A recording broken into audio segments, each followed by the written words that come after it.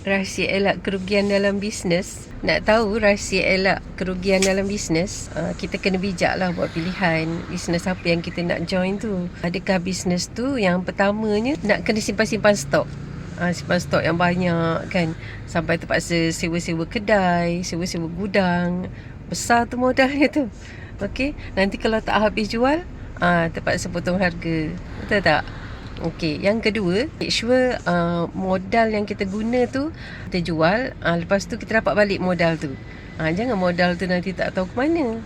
Kita dapat balik modal tu untuk kita rollingkan. Okey, yang ketiga, tak ada exam lah kalau boleh kan.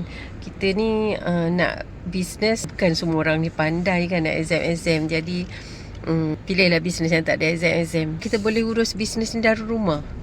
Jadi senang lah kan. Kalau kita pergi mana-mana, balik kampung ke kita pergi berjalan ke, bisnes tetap on, tetap jalan. Yang kelima, kita tengok dalam bisnes tu dah berapa lama dah bisnes tu dilakukan kan.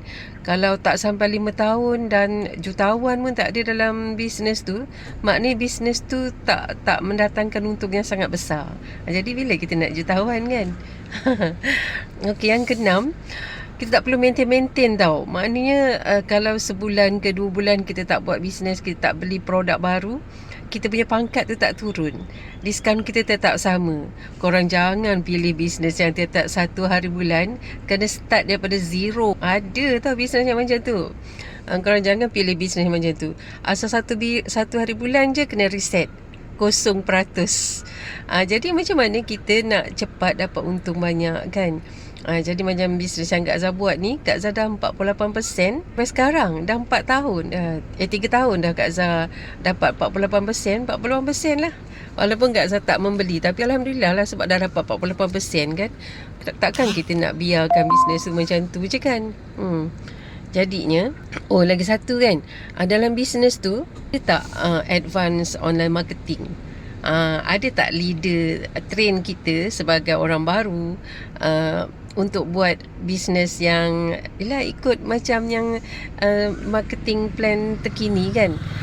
Kan sekarang ni dah advance kan, takkanlah kita nak buat cara lama je kan. Okey, yang seterusnya, yang ke-8, kena ada group support. Group support emosi, group support marketing, group support tingkatkan semangat supaya kita terus berusaha dengan cabaran-cabaran yang kita hadapi kan. Jadi kat mana nak cari Kak Zah bisnes macam tu? Nak cari mana tu? Okey, korang pergi dekat gambar tudung kuning Kak Zah tu, kat sebelah tu. Okey, kat situ korang tekan situ, korang akan jumpa satu kotak merah tu. Tekan situ. Lepas tu cari 3 titik kat atas tu dan website web browser, tekan web browser.